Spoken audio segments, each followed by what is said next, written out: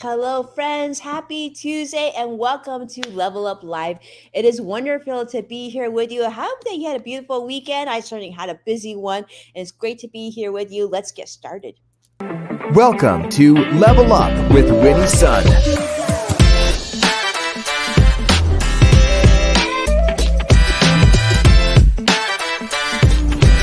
Award-winning financial pro. Get ready. Level Up with Winnie Sun. Hello, friends. I'm Winnie, your host, award-winning financial pro, a Forbes contributor, and a CNBC council member and contributor. And we are streaming here live on half a dozen or plus social media platforms. So jump in, say hello, let me know how your week is going. The market's still open, so I want to kick it off and talk about that because obviously the market is doing very well today. The Dow is up 153 points, Nasdaq up a whopping 266 points, and the S&P 500 is also up about 1%, up 59 points currently. So that's good. We'll take the positivity when we can. Obviously, we've had a few more challenging days in the market, so this is good news. Now, I want to talk about some financial and business news because it's been a very, very busy week, certainly here, and there's a lot that I want to share with you. I'm going to kick it off and start and talk about Pepsi Cola. Now, if you like to drink Pepsi Cola, definitely show a sign of hands. Go ahead and chat, say hello, let me know how that is going. And actually, speaking of all things that are going, I'm going to check my microphone right now. All right, so let me know if you are a Pepsi drinker or if you're on, Team Coke. Always curious to see how that is. But on the side of Reuters, though, they shared an interesting article that came in today. It's interesting because it shows trends. Now, Pepsi Cola has had to make some difficult decisions recently in terms of sales forecasts and whatnot. And part of that reason is because they found that consumers, because of financial and budget pressures, are making difficult decisions in their spending. In fact, they've seen that shoppers here in North America are in fact cutting back on snack purchases, soda purchases, and are actually opting in for cheaper private label brands due to higher inflation, of course, the rise in borrowing costs as well. Now, if you have credit card debt, you've definitely seen this. Credit card debt, I've been seeing interest rate on statements from some of my clients 30%. So if you haven't taken a look at your credit card statements and you have credit card debt, definitely take a look at that. But they're saying this is not just here in the United States. In fact, Pepsi products have been showing and seeing slowdown in sales across the globe, including very important markets in Latin America, in China, and Europe has also seen slowdown. Of course, geopolitical and macroeconomic pressures and risks certainly don't help as well, right? Because if you're worried about these conditions, you're not going to really want to splurge and buy snacks and sodas and whatnot. But let me know if you found that to be the case in your own life, in your own household. Have you been finding that more and more because of financial pressures that you've been going to store brands and kind of saying no thanks to some of these more traditional premium brands? Yes or no? I'm curious to see how you feel about that. I will say that I have been definitely in our household buying been more store brands, but I think we've been doing that for some time now. So I wouldn't say it was just like right now, but I think it does help if you find a supermarket or that you really like their overall products. I don't see there any reason not to do that and to save a little bit of money. And speaking of spending and saving some money, it's almost counterintuitive, spending but saving money. I know, but there's certain things we know that we have to have in our household, right? And certainly, I'm sure you have certain items in your household that you have to buy on repeat. Certainly here in my household, we have that, especially with 3 kids. Well, if you didn't know already, it is in fact, once again, Prime Day deals October Prime Day deals, these are some of the biggest shopping days of the year. And certainly a lot of people are not only buying things that they need, but they're also looking ahead for the holidays, taking a look at the things that they might need to gift as well. So this is an article shared on Yahoo Live Shopping. Many actually publications are talking about that, talking about some of the deals that you're seeing on Amazon Prime for their Prime deals. Now, as a reminder, you do need to have Amazon Prime membership in order to take advantage a lot of these Prime deals. But we're seeing a lot of discounts on sort of not just sort of those big tech items that we're used to seeing, like the Apple Watch, and of course, like AirPod Pros and things like that, but also other things around the house. In fact, my mom actually sent me a text yesterday asking me to help her buy some garden tools that she needs. Nothing really expensive, but certainly saving a little bit here and say a little bit there makes her life a little happier, right? So those are some of the things that she's picked up. And certainly in my household, we've been picking up some of those like necessary items. Like for example, what can I tell you? So, for example, like in my household, I've got kids, and several of them have gone through the process of getting braces, and now they have retainers, and so there's cleaning tablets that you need. So those were on sale for Amazon Prime Day. So this is a chance, if there are certain things that you absolutely need, remember that's a key, needs versus wants, you can take a look at. Now, if you're looking to buy something splurgy, or you want to gift yourself something special or give someone special and for the holidays, there's also some pretty good deals in terms of like smartwatches, like we talked about AirPod Pros, even a brand new vacuum cleaner if that's what you need. And so I've seen a lot of like household items, including like toothpaste items, like cosmetics, skincare, a lot of Korean beauty products on sale as well. And just sort of those kind of things, as well as household foods and things like that. So take a look at it. If there's something you absolutely need, you know that that's happening right now. And I want to share this one with you. For those of you who have maybe some of the Chase credit cards, I know some of them actually offer like not just Chase, but I think it's Amex. Amex also offers like maybe a Grubhub credit and whatnot. You can actually level that up on top of their Amazon Prime Grubhub discount. I think it's a 50% discount up to $15. And I think the promo code is Prime50. So you can take a look at that if you're in that category. All right, speaking of all things end of the year, can you believe that it's already October? And October, as you know, the big deal is Halloween. And I know a lot of people love getting into the spirit of Halloween. I know many of you probably know people or your neighbors are decorating their houses, and perhaps you have family members or kids who are excited about trick-or-treating and getting dressing up. But yeah, this is the thing right now. It's Spirit Halloween now. It's expanding their sort of pop-up stores of these spirit stores in the Northeast. They're going to be opening about 10 stores, as shared on USA Today. These Spirit Halloween stores are going to now also release new Christmas stores as well. So it's very popular, like Halloween retailers are expanding with 10 Spirit Christmas stores across New Jersey, New York, Connecticut, Massachusetts, and Pennsylvania. And they're really offering, of course, holiday decor and gifts. And just goes to show you, it's like when you see one of these stores pop up in your neighborhood, you know it's serious. You know it's time to get into the spirit. I don't know about you, but with kids, I've got a very large bundle of Halloween costumes that we've accumulated.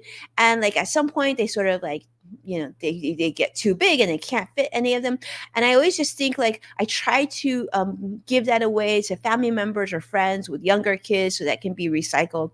But yes, we are truly in Halloween, which means just next month it's going to be all about Thanksgiving. It's about you know Black Friday. It's going to be about the holidays and whatnot. So things to pay attention to as we go into the end of the year here. And there's a lot of things you want to do, not only in terms of spending, but in terms of savings as well. So don't forget that, before the end of the year, you want to try and max out your 401k if you can, and your IRA contributions, all that good stuff too. So don't forget, those are important gifts for yourself as well. All right. Speaking of the end of the year, actually, I want to say hello. I see a lot of people joining in. I see chatting with Ellis. I hope that I say that right on YouTube Live. Thanks so much for being here. I see, wow, I see a lot of you on YouTube Live, Facebook, Twitter as well. Do say hello. Let me know how you're doing. Great to see you, Modern Mom, as well. All right. Let's talk about this news though. American Water has had a cyber attack, and this is important for us to be paying attention to because this is the largest US based water utility company, American Water, and they're reporting a cyber attack affecting their computer networks as of last Thursday. So once they found out about this, the company actually activated its incident response protocols. They, of course, brought in third party cybersecurity experts to try and contain and investigate why this breach occurred. This is really concerning because, if you didn't know already, like these cyber hackers are trying to get in all the most important sectors of your life, like financial, telecom and everything else. But now they're also going after water. So the American Water did take down their customer portal. This did halt billing services until further notice. But they said that this emphasizes that because of this, that water and wastewater operations still remain unaffected, which is a big deal.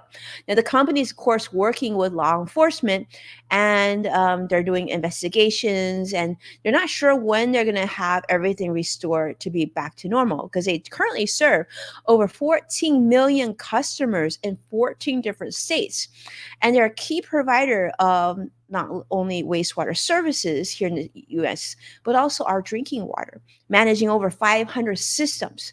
So hopefully they get things back to order. But it just gets to show you that how much of these threats the cyber activity is, and hopefully they get to the bottom of it. But want to make sure if those of you are affected, definitely pay attention to your emails, and if you're in an area that's handled by American Water, definitely make sure to monitor that information as well.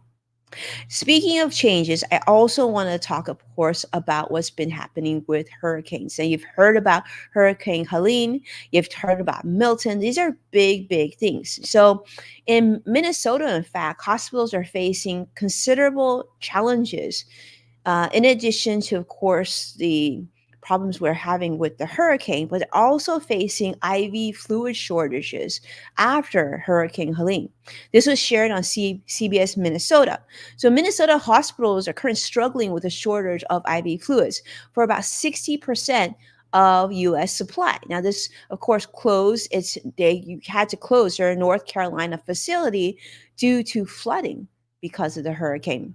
Now, hospitals like North Memorial and many others are scheduling and rescheduling now non-emergency surgeries to help conserve these IV fluids. This is a big deal. They just want to make sure that the urgent patient care is taken care of. Hospitals are now adjusting protocols, such as using syringes for antibodies instead of IV bags, and just advising patients to hydrate before they even come to the hospital for visits. So this is just highlighting a real necessity, really essential need for surgeries and emergency interventions. And this could actually cause significant disruption across the state and possibly even beyond that. And speaking of Milton, Hurricane Milton has also been having devastating economic impact on more parts of the United States. CNBC is reporting that Milton has caused damages between $50 billion to $175 billion, especially in densely populated areas such as Tampa. This is a big deal. So they're saying that a 1 in 100 year event here in the Tampa area may actually result in a $175 billion estimate, while landfall in the Fort Myers region could cause up to a $70 billion in losses. This is significant. If you thought other things cost the government a lot, well, these natural disasters, which obviously aren't planned, are extremely expensive, and this is part of where our tax dollars do go. So Milton's potential damage, they're saying, could surpass the 50 billion mark caused by Hurricane Ian in 2022, which was considered a 1 in 20 year event. But this actually could be a 1 in 100. So insurance, there's been a lot of concerns of insurance concerns, and of course insurers, if they're going to pay up. Now many of those individuals and people who are affected in both storms now have limited flood insurance, which leads to uninsured economic losses for exceeding insured damages. So that's really concerning.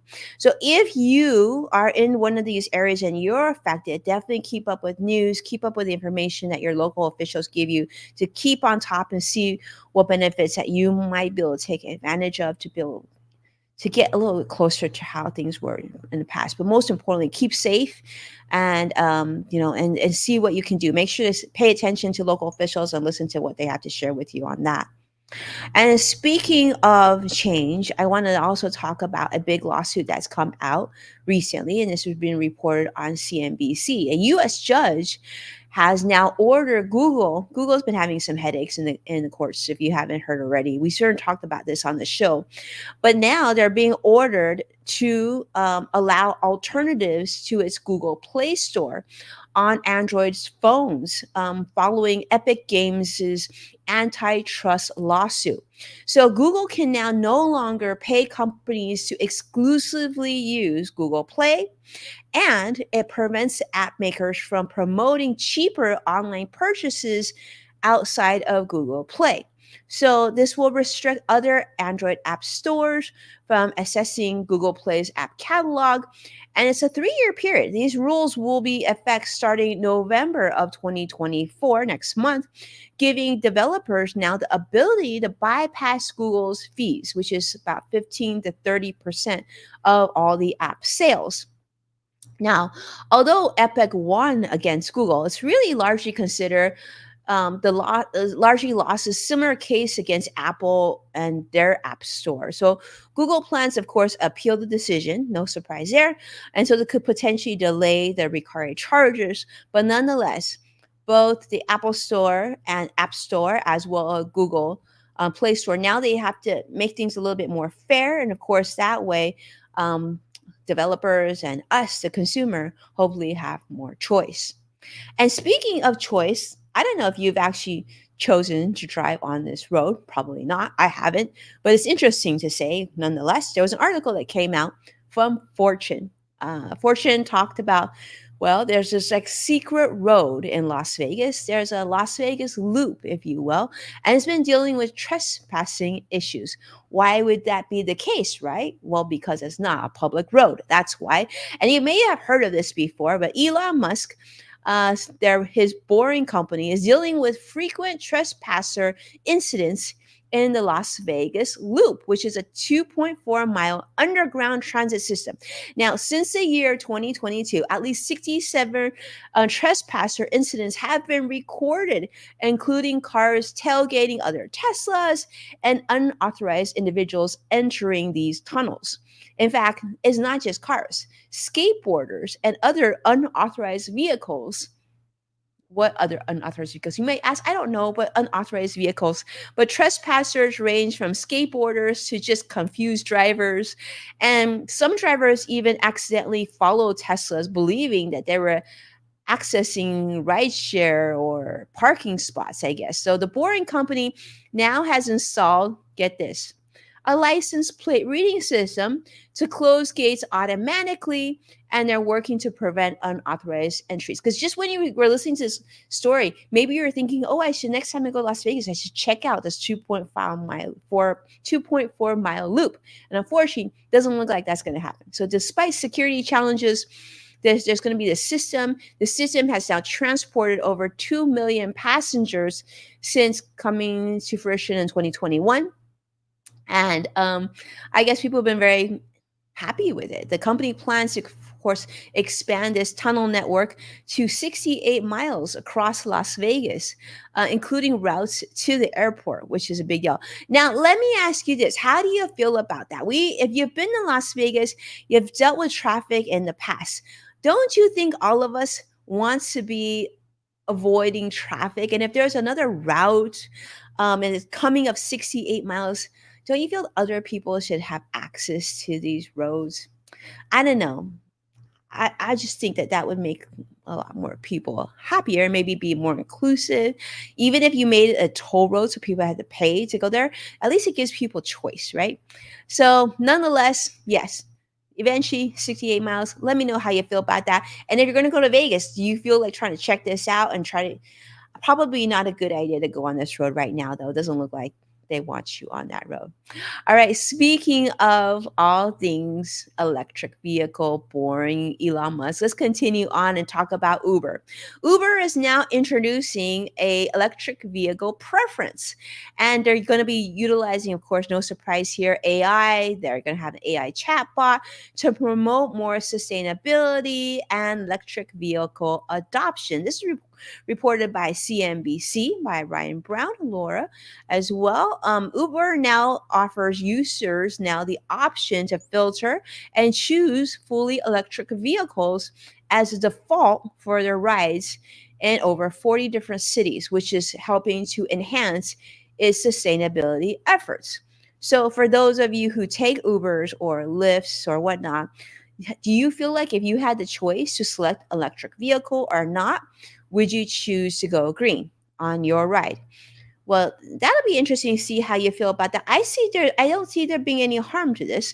The expansion of what they call Uber Green is now the previous Uber Green course included hybrid vehicles, but now it's going to focus solely on battery electric vehicles for those most eco-conscious customers are saying. Now, Uber is launching an AI powered chatbot. They're going to use OpenAI's Chat GPT to assist drivers with questions about their transitioning over to electric vehicles. So you can ask like what's different, does it cost more, things anything, along with what they call an mentor program for guidance. Now, this was interesting too. They also want to support more farmers markets. So Uber Eats is expanding by adding farmers market produce to its offerings in major cities such as Los Angeles and New York, which helps support local and sustainable food sources as well. That's kind of cool, right? Like you can't make it to the farmers market, but you really want those really fresh peaches or whatnot. You can now possibly order them on Uber Eats. Now, in the UK, Uber has already partnered with Octopus Energy and BYD, which provides drivers with home chargers and discounted access to public EV charging, again, reducing costs and supporting that switch to electric vehicles. So the whole goal is for Uber to become a zero emissions platform. We've heard that from Apple as well as other tech companies as well. Not completely new, but their goal is to make themselves zero emissions by the year of 2040 for Uber, who are addressing and making, helping out with their stance on the environmental impact, of course, of transportation, which contributes significantly to global carbon emissions. Now, in Paris, they're also looking at sustainable packaging. Uber is also helping restaurants now in Paris to switch to eco friendly packaging. And this is a $1 million investment in line with France's laws against public waste. So I don't know. I thought that was pretty cool. And I'm curious to see how you feel about that. I feel like it's nice when big companies sort of make that stance and they sort of provide some leadership. So many of us as consumers, we utilize their companies. And sometimes it just takes the large companies to say, raise their hands and say, yes, I will help with sustainability and going more green. And then those of us who use their services are contributing by default by using their services. I think that's cool. I like it. I'm curious to see how you feel. Definitely put in comments. Like it, don't even care. It's fine. We want to hear from you either way. Speaking of other changes, I want to talk about this. And this is about transportation as well. We have a lot of stories this week about transportation. CNBC is reporting also the world of robotaxis. So Deidre Bolsa, Jasmine Wu at CNBC talking about a sort of robo-taxis and whether or not it's about to be here now. Now, there is continues to be public hesitation now. Now, next time you like order a taxi, maybe you land at the airport, you need a ride home, how do you feel about that? Do you still feel more comfortable with like Uber and maybe taking an eco vehicle, electric vehicle to Uber? Or are you good with a robotaxi? Because about two-thirds of Americans who were surveyed said that they're actually reluctant to ride in a driverless car. They want to make sure that there's still a human in there. I don't know how I feel about that. I guess it depends on where I'm going and if I feel comfortable with the car and the technology. I like to read more because I doing business and financial news on this show. I certainly hear a lot about accidents and some of the issues that have happened in Northern California. I just want to make sure that isn't a thing, right? But there are continuing concerns stemming from a lack of familiarity and, of course, high profile accidents in cities who continue to test technology, including places like San Francisco, as well as let's not forget, we've also heard of electric vehicles, having fires and self-driving themselves into an accident. So that doesn't help the situation. But of course, Tesla is now preparing to launch its robo-taxi with its autonomous driving technology. Now, of course, this has been scrutinized due to history of some crashes and of course draws regulatory attention and lawsuits and things like that. But Waymo, which is owned by Alphabet, which is parent company of Google, is also leading in the robotaxi market. Now, they boast over 22 million driverless miles already, and their paid rides have doubled across major US cities, including San Francisco and Phoenix. And they say, a very strong safety focus. Amazon's Zoox is, that's spelled Zoox, is also joining the race here, while Cruise is, of course, resuming operations after they had a brief shutdown due to an accident. But let's be honest with you. Let's be honest here. Have there been more accidents with robo-taxis or traditional taxis? I think we need to see that comparison, right? Have humans gotten themselves into accidents more or have robo-taxis? And if you've driven a taxi or driven in a taxi in places such as New York City, or even, I'm going to even say this, Florida, it's pretty stressful. So robo taxis might be like a better alternative. I don't know. I haven't ridden in one yet. I'm curious to see how the experience is. But if you have, definitely put in comments. Let me know. Do you like it? Do you feel safe? Would you do it again? Or is this a hard pass for you for now? So robo taxis, of course, are continuing to scale up. Consumers have to start to rethink whether traditional ride-sharing services like Uber or Lyft and still taxi drivers, is there still a need for human drivers if there are now safer driverless alternatives if they become available, right?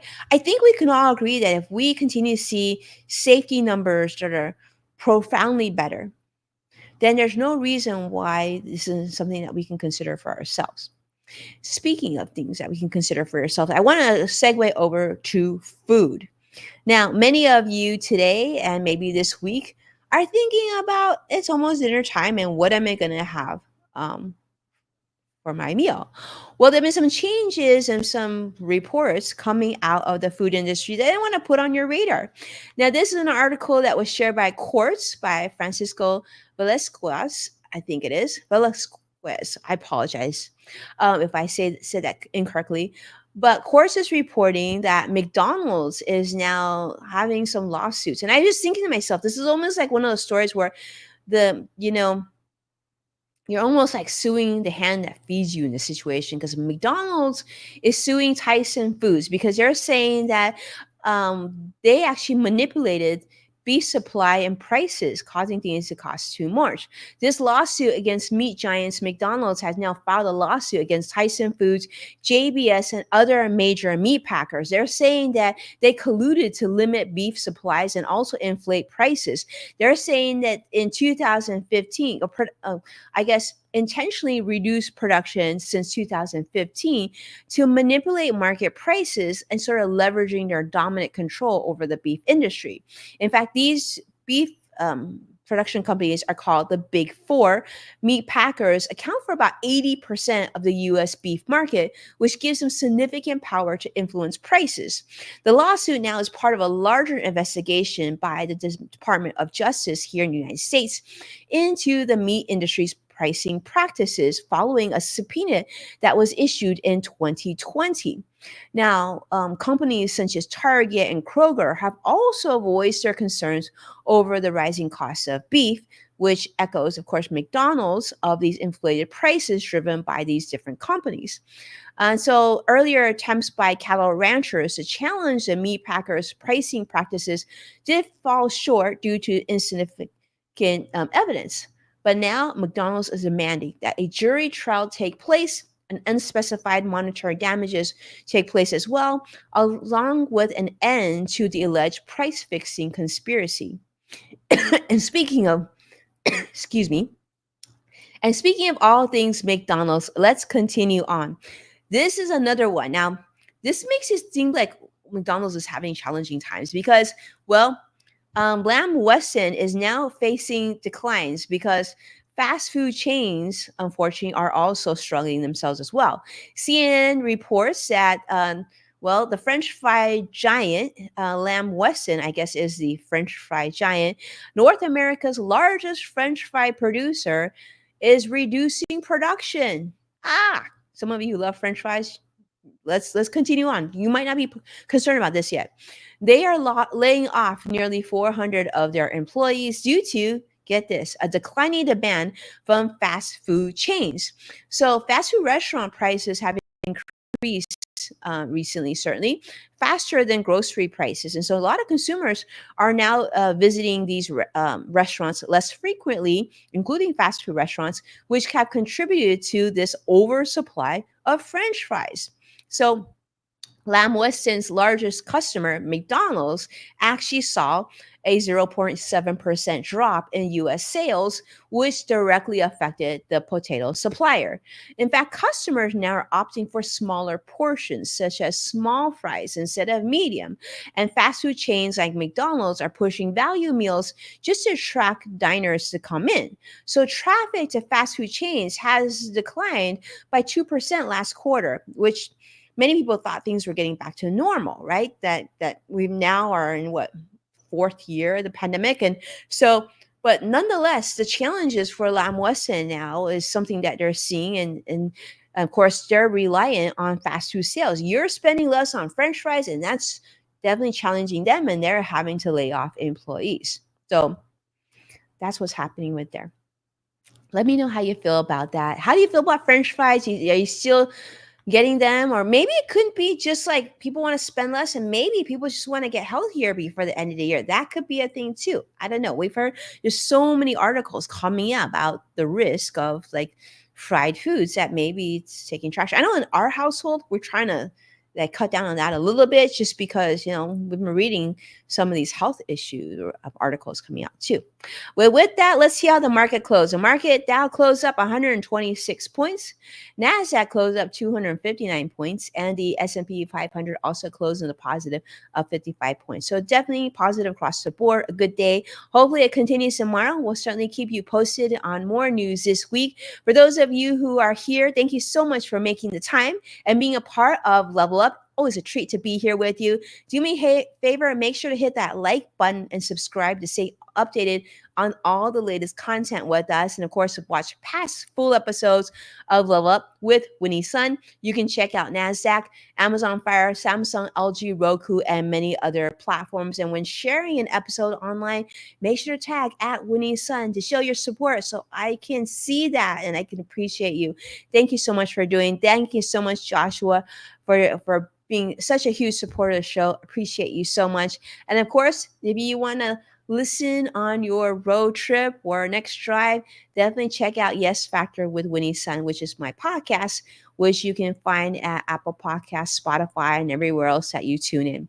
With that, I'll see you again this week. We have a lot of news to cover, so I'll look forward to seeing you very soon. Take care, be well, and talk to you soon. Bye-bye now.